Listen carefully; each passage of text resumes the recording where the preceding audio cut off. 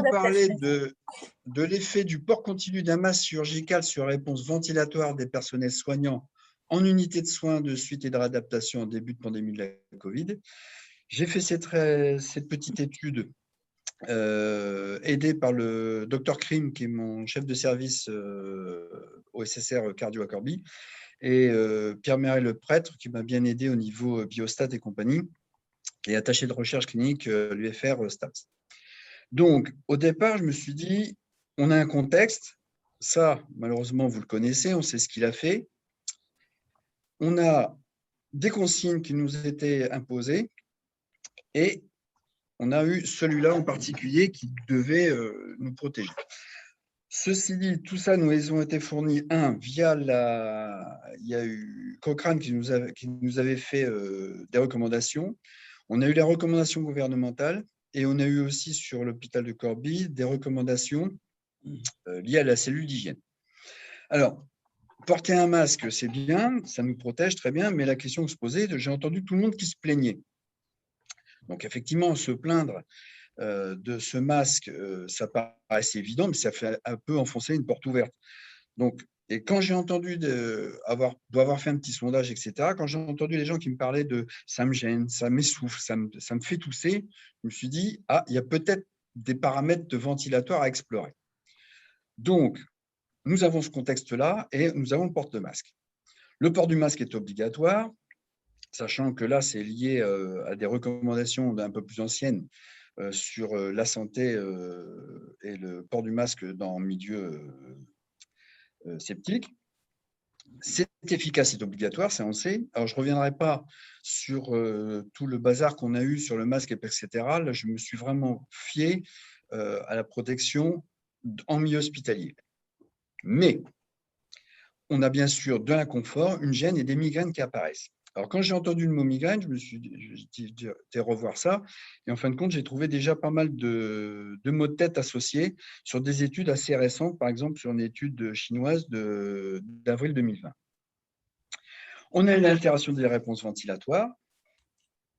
On a une baisse des performances physiques, en particulier peut-être par l'augmentation de l'espace mort, et un effort perçu comme pénible. Donc, en fonction de tout ça, objectif et hypothèse, et un peu bizarrement, on a une mise en garde sur les effets délétères du port du masque en continu, en particulier sur tous les gens qui font un effort physique. Et ça, c'est relativement récent parce que ça date du 23/11/2020 par l'OMS.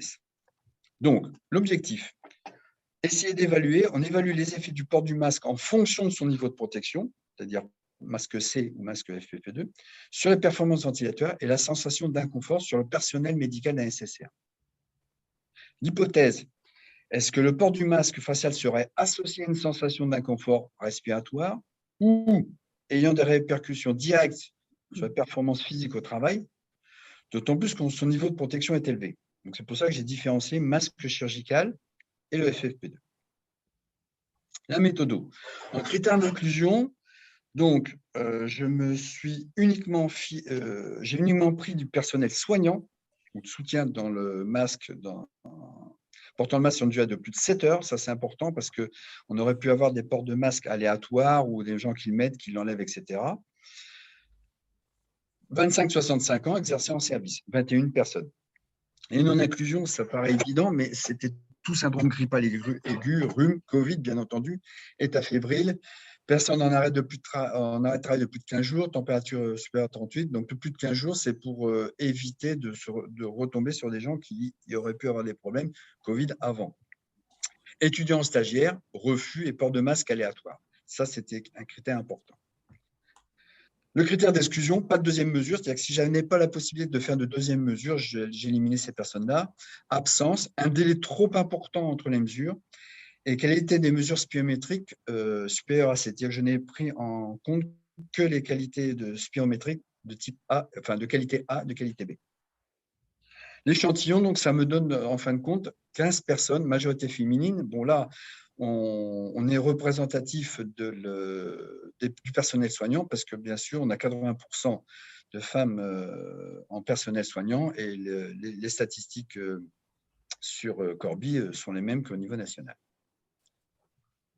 15 personnes, donc médecin, paramédical, 2 types de masques, masque C, masque FFP2. On teste ça avec un Easy One, plus on teste aussi la saturation. Et ça a été réalisé comme ceci. Donc, début de service, on va dire à H0, la personne faisait ses tests plus le questionnaire. Fin de service, au-delà de 7 heures. Et enfin, une mesure de la même chose, au-delà de 7 heures, mais à 3 semaines. Ce qui nous donne, en fonction au niveau qualitatif, on a demandé l'inconfort, l'aisance respiratoire, RPE, c'est la sensation d'inconfort physique. Donc, on a réalisé des épreuves de spirométrie, tout ça avec passation d'échelles analogiques concernant l'inconfort, la respiration et les efforts. Les valeurs exprimées sont sous forme de moyenne avec un écart type et un seuil de significativité à 5%. Résultat qualitatif. Donc, 15 personnes, 10 femmes, 5 hommes, l'âge médian de 41,3, plus ou moins 9 ans.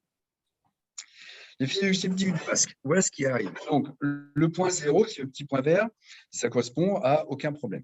Et vous voyez que tout de suite, on apparaît, dans un premier temps, l'association de migraine, d'essoufflement et de chaleur ressentie. Ça, c'est les 3 choses qui m'ont été citées en premier. Et c'est un peu là-dessus que je me suis basé pour faire mon questionnaire.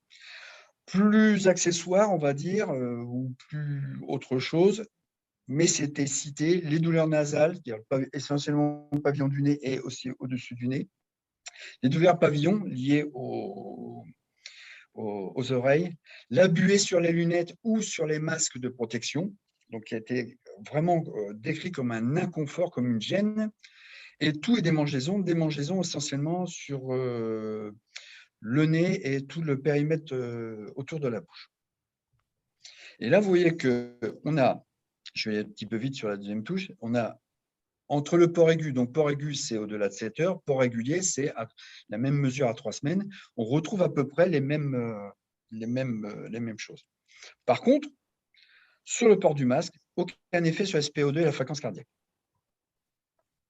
Sur la capacité vitale, donc là, on a un effet du port du masque, mais pas du type de masque.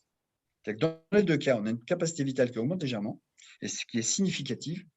Entre parenthèses, on a bien passé à la moulinette tous les paramètres ventilatoires, DEM 75-25, etc. Mais on a ressorti que ceux qui étaient véritablement significatifs. Donc, on a un effet port du masque, mais pas du type de masque. C'est-à-dire que ce soit FFP2 ou un masque chirurgical, on a peu de différence. Sur le volume expiratoire maximal seconde, là, c'est un peu curieux parce qu'on retrouve un effet port du masque, mais aussi du type du masque. C'est-à-dire que, grossièrement parlant, le FFP2 serait un petit peu plus pénalisant.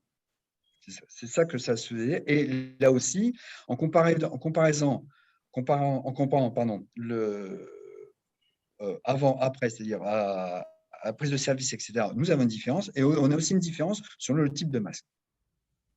Par contre, sur le débit expiratoire de pointe, on n'a pas d'effet de port de masque, mais il y a une différence quand même sur les 2 types de masques. Et le plus curieux, c'est ça qui va arriver, c'est sur le débit expiratoire de pointe, là on a une diminution, on a un effet de port de masque. Et c'est ça qui est véritablement curieux, c'est que la limitation, essentiellement, le paramètre ventilateur qui a été le plus impacté, c'est le débit expiratoire de pointe. Et là, on a un effet de port du masque, mais pas de type de masque. Donc, on a des différences évidentes.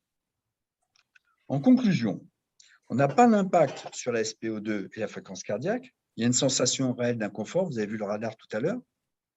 On a une altération du débit inspiratoire et j'ai marqué autre. Pourquoi? Parce que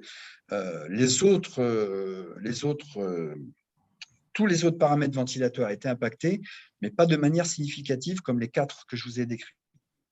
Après, il faudrait se poser la question, est-ce qu'on pourrait mettre un protocole d'entraînement avant ce masque, un échauffement, ou proposer de la récupération derrière, genre ventilation, allongez-vous, etc. Ça serait peut-être déjà ça une idée, d'autant plus qu'il y a des professions qui restent avec des masques très très longtemps.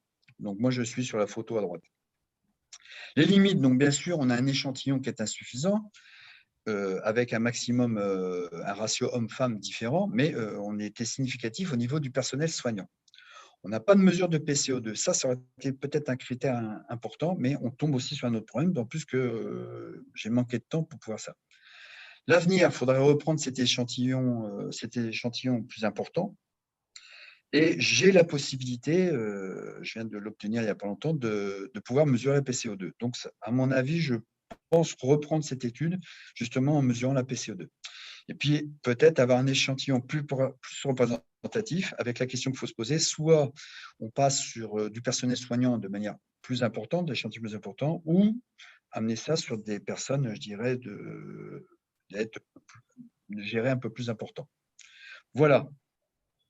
Voilà les conclusions auxquelles je suis arrivé et je vous remercie de votre attention.